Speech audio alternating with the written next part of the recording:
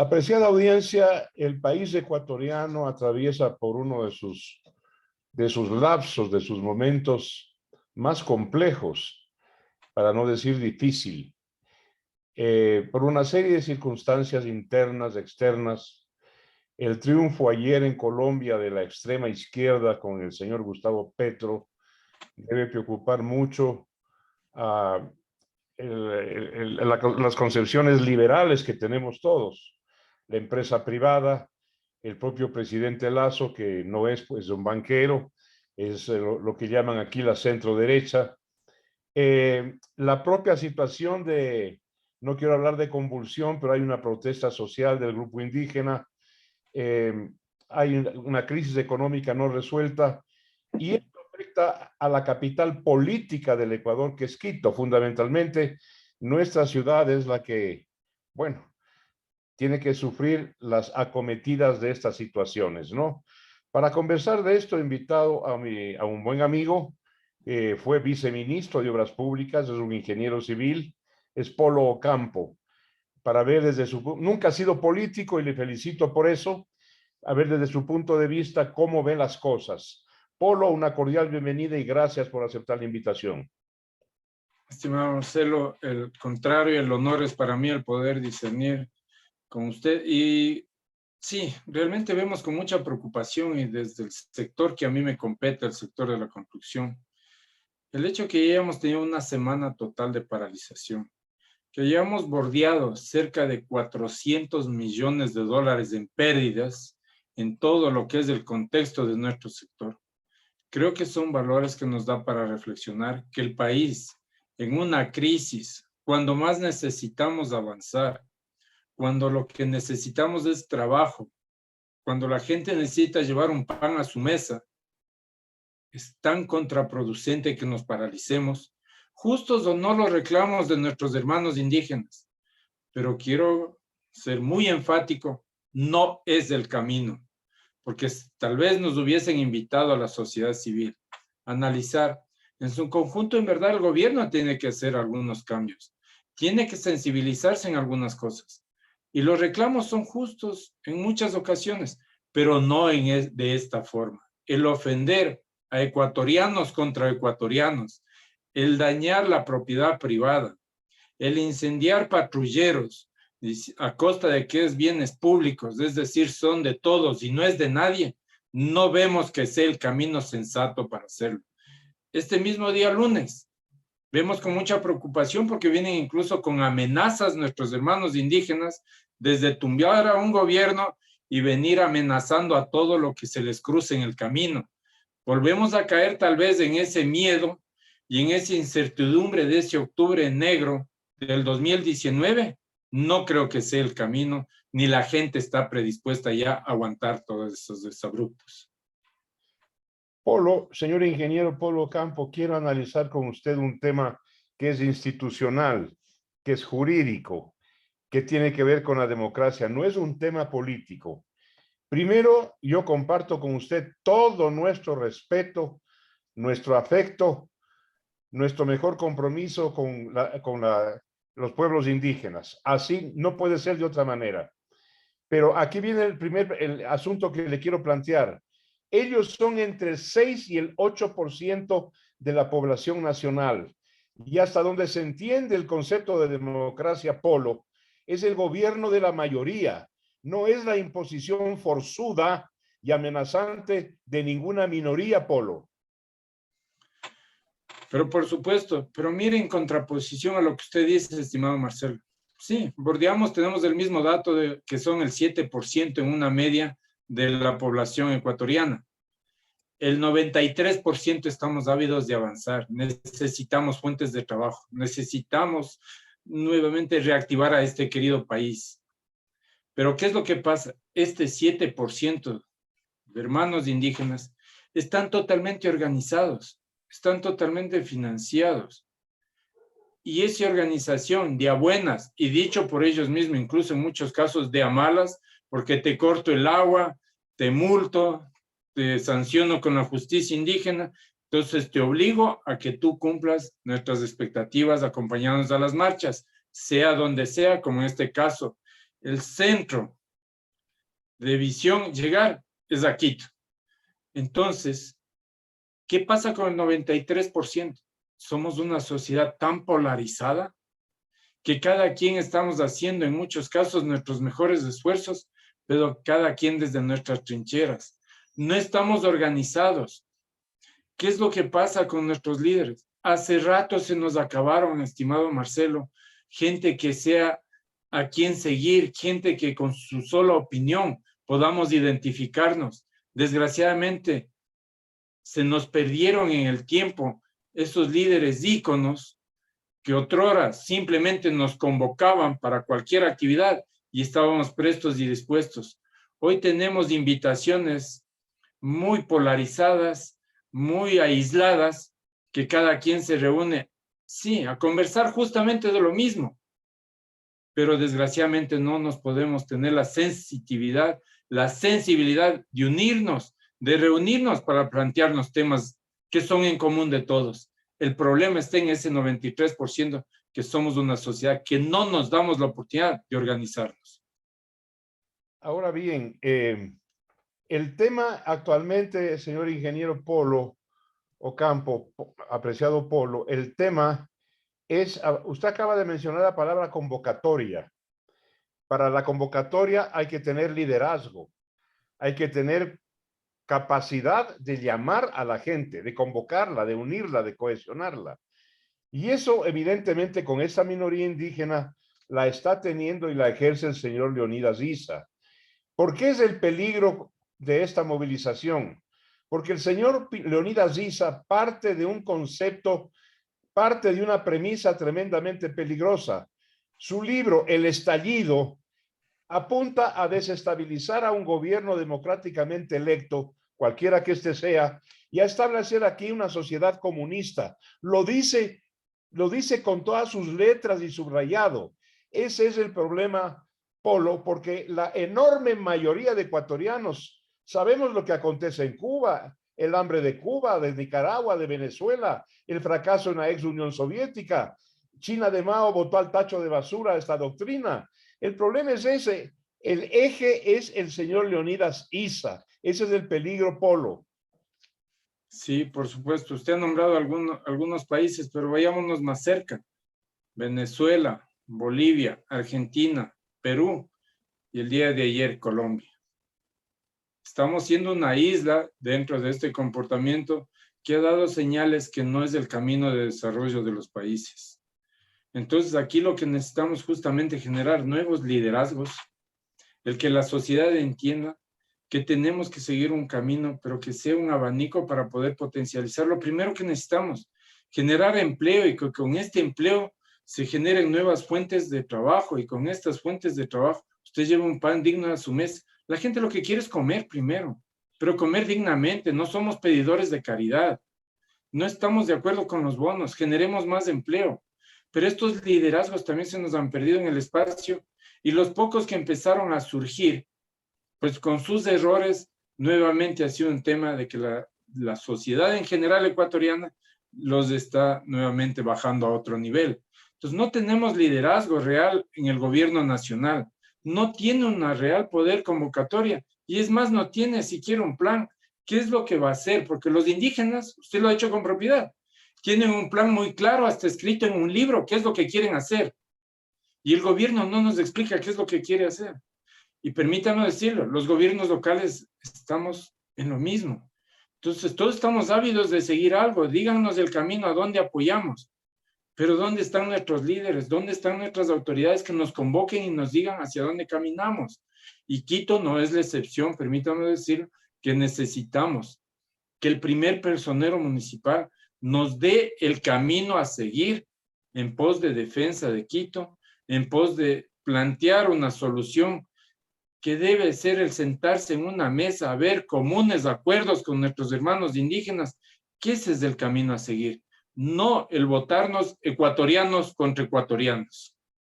Ahora bien, Polo, aquí hay una responsabilidad central, porque no podemos ubicar la solución del problema, y el problema es grave en este momento, por todo lo que usted está analizando y yo estoy de acuerdo. El problema o la responsabilidad es fundamentalmente del Estado central, del gobierno nacional.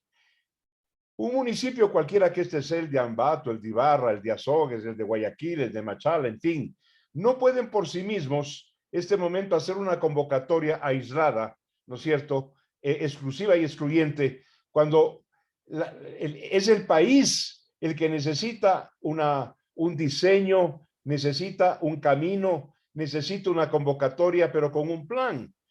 Y no vemos eso en el gobierno central hasta este momento, porque ya era hora, me parece a mí, que el señor presidente de la República debió salir por los medios, ¿no es cierto?, a indicar, esto piden, esto podemos darles, sentémonos a dialogar, este es mi plan. No conocemos eso, Polo. No, no tenemos nada de ello y por eso la ansiedad va creciendo en todos los estamentos de la sociedad, porque realmente estamos en el limbo y tiene que ser la primera autoridad, estoy de acuerdo, el señor presidente de la República, quien nos guíe hacia dónde debemos seguir, porque nosotros no estamos en esa capacidad de tomar decisiones en el macro para ver qué se acepta o qué no se acepta de los pedidos, qué es justo y qué no es viable en cuanto a los pedidos de los hermanos indígenas. Es decir, no tenemos nada, no tenemos un plan a seguirlo y eso es lo que incrementa nuestra ansiedad y nuestra incertidumbre. Por allí es lo que debemos de empezar, a que el gobierno nacional debe poner a sus mejores hombres a empezar a coordinar con los hermanos indígenas, porque la situación, esperamos a que no se desborde y no vaya a otros parámetros, porque hay una sensación, mi estimado Marcelo, dentro de toda la ciudadanía quiteña. Por favor, perdamos el miedo y ya no es justo que vengan tal vez a encerrarnos nuevamente en nuestras casas, a aceptar otro octubre negro. No creo que nadie esté dispuesto. Simplemente donde se va a prender la chispa va a ser por el lado más flaco, pero no considero que debemos esperar a un extremismo de ello, como lo dije hace un momento y me reafirmo, que vayamos tal vez a una guerra civil de ecuatorianos contra ecuatorianos. Será la debacle. Lo sensato debía ser que el gobierno, antes siquiera que avancen a Quito, con estas amenazas que está haciendo especialmente el señor Issa, mejor se pongan a conversar y traten de llegar a comunes acuerdos, pero antes de que la situación avance. Hoy mismo, en Quito, qué difícil coger y decirles a los hermanos indígenas que desalojen la ciudad. Si esto va avanzando en su inquietud y en su incertidumbre y en sus exigencias. Entonces, cada vez que vamos dejando que las cosas pasen, el tiempo pase, el problema se va incrementando y es real. Pero la sociedad quiteña en algún momento va ya a reaccionar fuera de sus casas, porque las reacciones internas ya las tenemos todos. Ya no más miedos, ya no más destrucción de la propiedad privada. ¿Qué culpa tiene su vehículo que tuvo la mala suerte de pasar por al lado de una manifestación de los hermanos indígenas y por lo bajo le ponchen su llanta, si no le van rompiendo un vidrio, van incendiando patrulleros, van ofendiendo? Eso no creo que sea el camino a seguir. Entonces, cuando reaccionemos, vamos a empezar a buscar culpables, ¿no? Entonces ahí veremos quién es el pobrecito, entre comillas, de quién es el ofensor. Ahora, Polo, usted ha planteado algo que me parece oportuno y alguien debe hacer hincapié en esto que usted lo sintetiza en una sola palabra: diálogo. Diálogo, acuerdo, por difícil que sea, negociación. Pero me gustaría, usted ha sido un distinguido ingeniero, constructor, fue viceministro del ramo, sabe lo que es el transporte, sabe lo que es la obra pública. Hoy han venido a movilizarse para votar a un gobierno, pero en el diálogo no veo los insumos de tener caminos vecinales, semillas para la agricultura, maquinización en el agro, comercialización de los productos pecuarios. No veo realmente lo que afecta a estas comunidades rurales indígenas, de las cuales comemos porque son mano de obra. Dicen, ¿a qué venimos? A votar al gobierno. ¿Qué diálogo puede haber ahí, Polo, por favor? Pero por supuesto, ese es otro problema que tenemos, que se nos está mezclando la parte de tal vez un justo reclamo, eso será motivo de análisis si es justo o no, de una parte que ya está derivando y degenerando en tema político. vengo a votar a un gobierno, pero ¿qué planteo en contraposición? Y los planteamientos para el 7% de ecuatorianos que son los indígenas, y qué planteamientos tenemos para el 93% de ecuatorianos que también necesitamos trabajar. Tus planteamientos no existen. Ahí es donde yo digo, tal vez se está degenerando esto en un tema político. No creo que sea el camino, repito ni mil veces, lo he declarado en todos los medios que han tenido la gentileza de entrevistar. No es este el camino, hermanos indígenas. Tienen que sentarse a dar planteamientos, porque el 7% es muy valioso de ser ecuatorianos, pero el 93% también somos ecuatorianos. Y los reclamos tienen que ser canalizados por la vía racional, tiene que ser sin ofender a nadie, sin extralimitarse, porque ahí podremos entendernos. Y de ser el caso, mi estimado Marcelo, hasta podríamos apoyar si consideramos que algún punto tenemos en conjunción, pero no de esta forma. De acuerdo con usted, Polo. El otro tema, quiero ya entrar al tema del liderazgo y de la política. Hay un deterioro, una declinación, hay un visible, ¿qué le digo? Cercanía al fracaso de todo lo que conocemos como actividad política, partidos políticos, porque tenemos ya en la punta de la lengua una crítica de décadas sobre este tema, y frente a eso hay una paradoja, Polo. ¿Por qué le estoy entrevistando a usted? ¿Por qué le he pedido esta conversación? Porque usted no es político, usted no ha estado en ningún partido, usted es un experto, es un técnico, es un constructor, es un hombre que produce. ¿Por qué otras personas como usted o alguien no moviliza a profesionales como usted, exentos del cáncer político, para que se hagan cargo, ¿no es cierto?, de una convocatoria, de una solución para el país? Estimado Marcelo, es otro punto muy importante, el tema de liderazgos. Nos hemos cansado y nos hemos hastiado de ver cómo pseudos líderes que han querido sacar la cabeza, pero ni medio se visibilizan, y ya le sacan un rabo de paja larguísimo. Asoma otro el mismo comportamiento, asoma otro el mismo comportamiento. Yo le decía en un espacio que tenía la oportunidad de conversar, de todos los precandidatos que se están visibilizando para hablar de mi ciudad, de San Francisco de Quito, yo decía, denme un nombre, no me den dos, denme uno de todos los que se han visibilizado, que no tengan un pero que ya ha sido de dominio público. Uno. Entonces, ¿cómo usted puede ponerle de líder a esa persona que tiene un rabo de paja y tiene para ser motivo de conversaciones en negativo? Entonces, sí, los técnicos ya nos cansamos y vamos a empezar a convocarnos, estimado Marcelo, porque ya es hora de que la opinión técnica salga a flote. Hemos sido entes pasivos y hago mea culpa. Hemos hecho mea culpa, estimado Marcelo, de ver, hacer y dejar pasar tantas cosas. ¿Dónde ha sido el caldo de cultivo mayor para la corrupción? Nuestro sector, desgraciadamente. Se han escudado en un sector de trabajadores, de obreros, para hacer las mayores trafacías en temas de corrupción en el país, y son de dominio público. Entonces nos hemos cansado de ser tontos útiles, de ser utilizados, y hoy sí estamos emprendiendo. Yo lo inicié con mi cámara.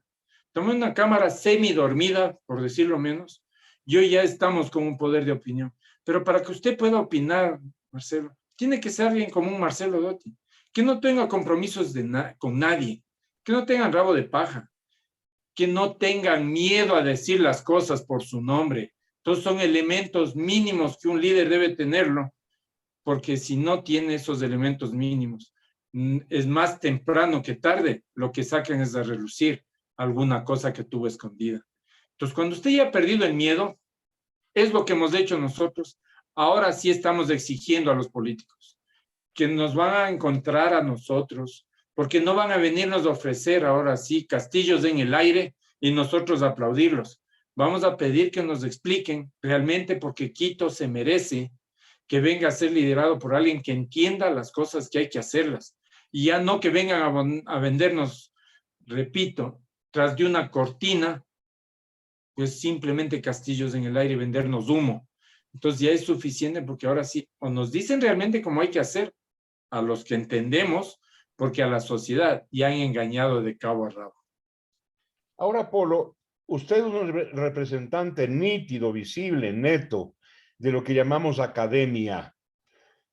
Históricamente, cuando ha habido una crisis casi sin solución en los pueblos a lo largo de la historia, han sido los sectores intelectuales, la academia, cuando se inició la academia en el Renacimiento, la que ha tomado las riendas de la cosa, porque hablo de ingenieros civiles, de arquitectos, de economistas y sus colegios, de médicos, de psicólogos, en fin, debe haber, ¿dónde está la unión de cámaras? Que sería en este momento una federación de cámaras, ¿no es cierto? Cámaras productivas que representan la producción académica que podría tomar la iniciativa de una convocatoria y de un liderazgo, Polo. Es lo mismo que estamos haciendo hoy a propósito de ver estos puntos de encuentro con los hermanos indígenas. Sí, estamos conversando ya por interno porque debemos de dar planteamientos, no solo de quejas debe vivir la autoridad, también debemos darle oportunidad de dar nuestros puntos de vista y en eso estamos. Y para lo que se viene, las elecciones próximas, estamos en lo mismo. Porque si usted puede analizarlo, estimado Marcelo, aparte de ser académicos, especialmente en nuestro sector, ¿con quién nosotros trabajamos? Pero todos los días, porque no necesitamos disfrazarnos de pobres para poder hablar de ello. ¿Quiénes son nuestros colaboradores naturales todo el tiempo? Los que mucha gente se rasgan las vestiduras diciendo que les van a apoyar y nosotros somos testigos que no mueven un dedo para apoyar a ese segmento. Me refiero al peón, al albañil, a nuestro trabajador, a nuestro carpintero. Entonces nosotros vivimos del día a día con ellos. No necesitamos preelectoreramente el poder disfrazarnos de pobres para decir ahora sí les voy a dar la mano. Nosotros vivimos con ellos. Nosotros damos trabajo a gente no escolarizada. Nosotros ocupamos a gente que apenas ha terminado la escuela. Sabemos del sentir, sabemos lo que realmente necesitan y es por ello que ahora sí vamos a dar pasos hacia adelante en pos de dar nuestra opinión y los técnicos tienen que estar ahora sí en la palestra. Le felicito por lo que le escucho. Es un camino largo y arduo, porque tienen que tomar contacto con las cabezas de las corporaciones civiles, de lo que llamamos sociedad civil, por lo que es todo aquello que no es del poder, que no es del Estado. Hay evidentemente empleados públicos, hay servidores del Estado, hay obreros, hay campesinos, hay sindicatos, hay colegios profesionales. La labor está allí. Si usted ha tomado ya la posta, ha tomado el desafío, continúe adelante. Y el tema es coordinar, llamar, golpear las puertas, convocar. Ese es el secreto y usted mismo lo acaba de plantear, Polo. Estamos liderando primero un sector muy importante, generador de empleo. Históricamente hemos aportado el 10% en el IVA, al PIB, y hoy hemos bajado al 6.7%. Estamos liderando un sector del cual tiene todavía una contracción y hemos liderado en un tema de pandemia. Hoy tenemos que motivar a la empresa privada porque necesitamos inversión. Es decir, lo que más quiere el país es plata. Nuestra ciudad de Quito es plata para poder desarrollarse. Tenemos que motivar con el mismo presupuesto. Se conoce cómo se debe simplemente reorganizar ese presupuesto para con la misma plata atender a los sectores más vulnerables, a los sectores que están pidiendo su callecita, pero que no me conviene atender esas calles pequeñas, entre comillas, porque prefiero solo hablar de los proyectos grandes. ¿Será por algo? Entonces, ahí es donde nosotros ponemos nuestro aporte técnico para decir, atendamos a la mayoría, primero motivemos el empleo, primero dignifiquemos a la gente y luego pensemos en esos proyectos grandes que son importantes para nuestra ciudad.